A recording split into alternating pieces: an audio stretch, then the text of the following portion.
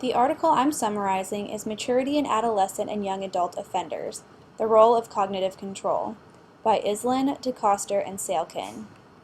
This study was conducted to seek and clarify the concepts of maturity in young offenders by examining the relation between psychosocial maturity and cognitive control.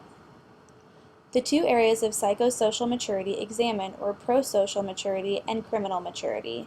Prosocial maturity is a social behavior that benefits other people or society as a whole, while criminal maturity is the use of maturity skills to maintain illegal goals.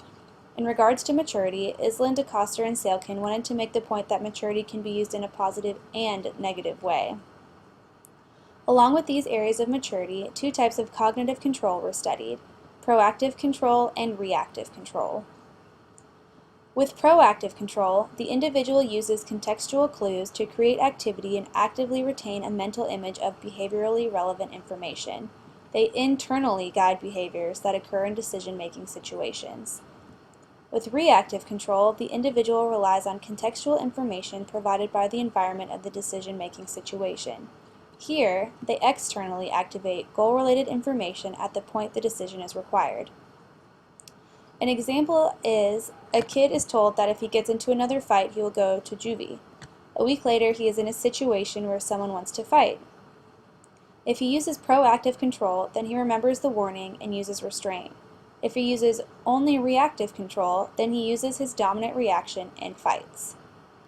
Through this study, they measured cognitive control, intelligence, short-term memory, and drug and alcohol use to find relationships between maturity and cognitive control.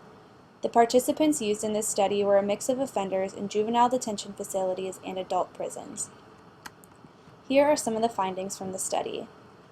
They found that prosocial maturity was related to the ability to emphasize the long-term consequences of one's behaviors, to remember, manipulate, and recall information. Criminal maturity was related to the ability to use environmental cues which influence decisions made in the moment. Individuals who find it difficult to actively retain goal-related information may instead come to rely on information that is immediately available to them at the point when they are making a decision, because it places fewer demands on cognitive resources. And individuals who were charged with more offenses scored higher on criminal maturity than those charged with fewer offenses.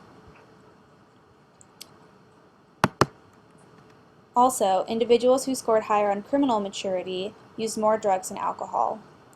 At the end of the paper, they wrote a disclaimer stating that this was step one of their research and they didn't use any environmental information in their study outside of the prisons or juvenile detention facilities. Information about family relationships, economic status, and the environment in which the crime was committed were not used in the research and questioning. I'm curious to see how the outcomes change when they add in these variables.